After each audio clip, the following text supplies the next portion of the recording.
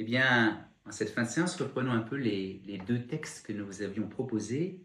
Le premier est tiré du Concile Vatican II, une grande réflexion de toute l'Église qui s'est tenue dans les années 1960 pour justement mieux approfondir son propre mystère.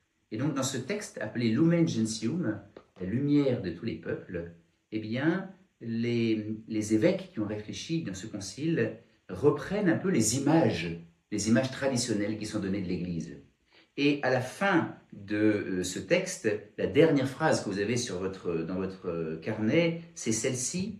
Aussi un membre ne peut pas souffrir sans que tous les membres ne souffrent.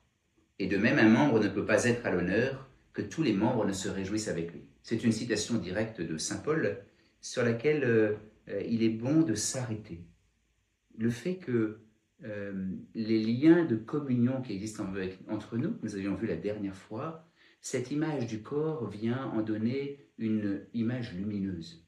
Le fait que lorsque dans un corps, quelqu'un souffre, effectivement, l'un des corps souffre, c'est l'ensemble du corps qui souffre. Et bien de la même manière, il n'y a pas d'indifférence dans l'Église. Ou il ne doit pas y en avoir en tout cas. Nous ne pouvons pas simplement voir quelqu'un, un membre à côté de nous en train de souffrir sans que cela vienne nous marquer. Et de la même manière aussi, il n'y a pas de jalousie. Nous ne pouvons pas voir un membre, l'une des personnes qui nous entourent, être dans la joie ou à l'honneur, mise à l'honneur, sans que quelque part cet honneur ne vienne rejaillir sur l'ensemble de ceux qui l'aiment. Et c'est sans doute cela que le texte veut aussi nous faire comprendre.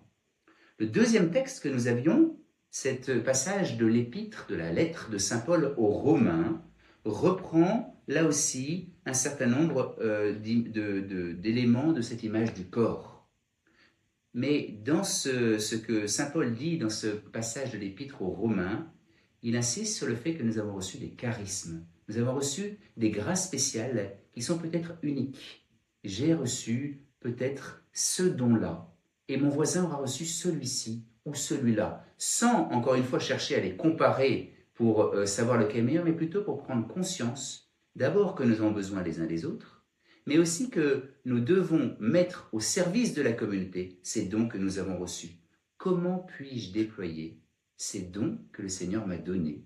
Comment puis-je déployer ces dons quelque part que j'ai fait miens, qui au cours de ma vie justement ont déjà réussi à trouver un peu leur épanouissement pour qu'ils servent au bienfait et au salut de tous?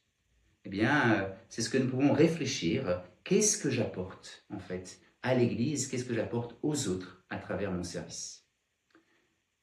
Bonne réflexion, merci beaucoup et à la semaine prochaine.